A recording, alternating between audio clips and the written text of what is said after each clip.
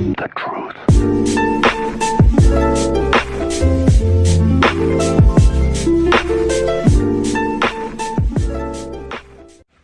Alright guys, what is up? It's Mark aka BrawlerMark. Welcome back. Today we're going to be talking about the newest character in Paladins. A lot of people are leaking this character already, so you probably know about him, but he's out now.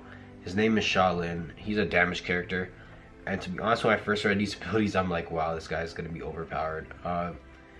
His his normal attack is just a fire arrow, hits 800, and it can reach shape to 2 times. Each time it bounces, it'll fly faster and deal 25% extra bonus damage. So first it'll hit 1,000 if it bounces once. Bounces twice, it'll hit 1,200. When I first read that, I'm like, this character is gonna be broken. But then I really thought about it, and I'm like, what are you really bouncing these shots off of in like siege mode or something, right? I think only when you get really close to their point. There's a lot of walls there that you could get some bounce shots off of, but it will still take a lot of precision unless you're aiming wildly into a crowd. So and I've seen gameplay on him because I've seen a lot of people using him on my team and also opponents using him, and honestly he's not the greatest of characters. He's a character I personally wouldn't buy, for especially the price of him. He costs basically 1,200, like 1,200 tickets, and like every character is 599, and that's like basically double. I don't think he's worth it, honestly. If it was me, I wouldn't buy him, and I'm not gonna buy him. He reminds me of Eevee in the sense that their health is way too low. They die so fast.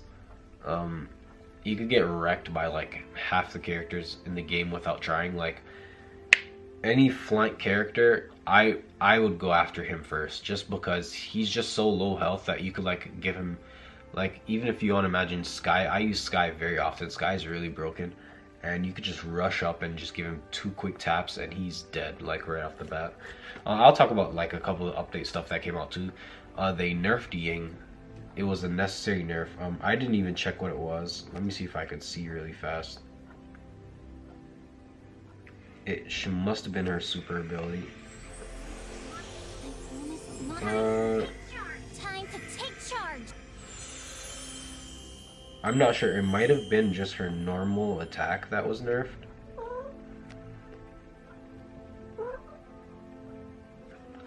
But yeah, Ying was like way too powerful.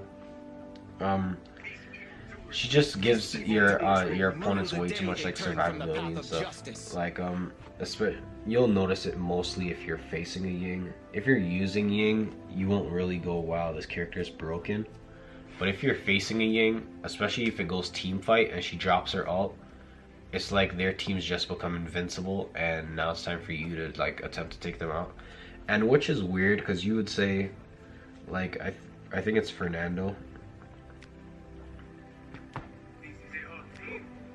Yeah, you'd go like, well, Fernando makes everyone invincible, but it's not the same, because as soon as his invincibility runs out, everyone still has 1,500 health because he caps it at that much. So you're stuck at 1,500. As soon as that runs out, a well-timed ultimate or something could just like, or a super could just knock out like the 2 or 3 players.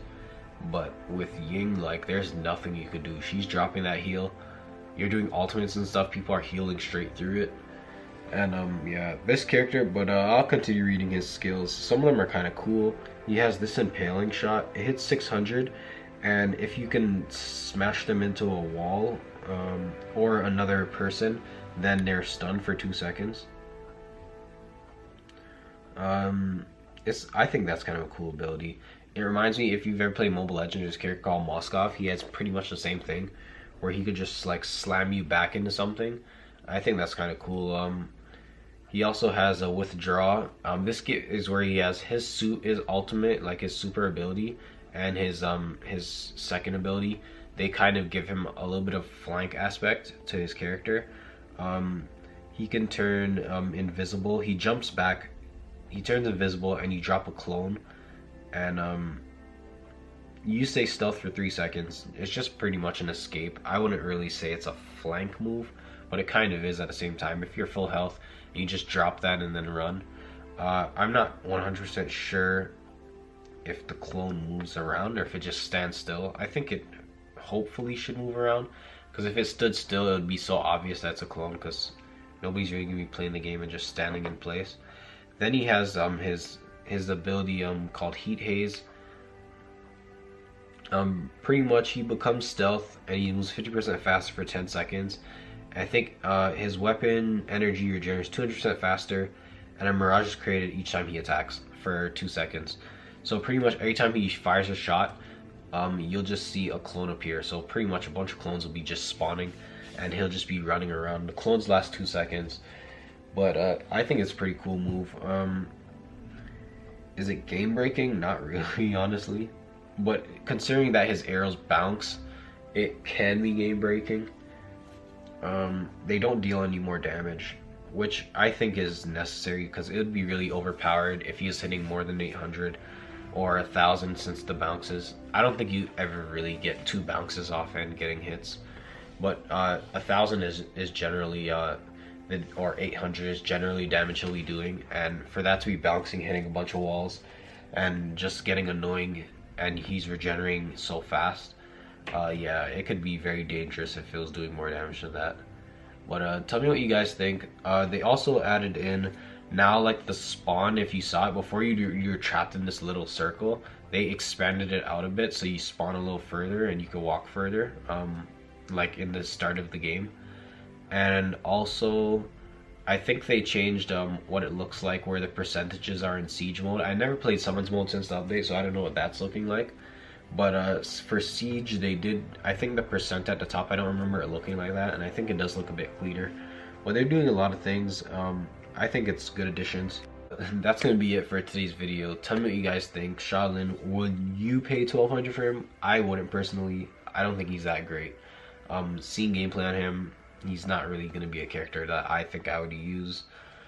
I think damage characters, there's a lot of good damage characters that are dealing heavy damage. Like me personally, I like Tyra, or Tira, or whatever you want to call her. She's just broken. Like, I love that super ability where she basically has infinite ammo. And compared to that, I feel like it's hard to just swap to a different damage character. Bomb King is also a guy I think is pretty cool for a damage character, but I don't think I'd use him. Maybe if he went down in price, I'd consider buying him. But for now, as he is, I would not pay for that. So tell me what you guys think. Hope you guys enjoyed this video, and I'll see you guys in the next one. Peace out.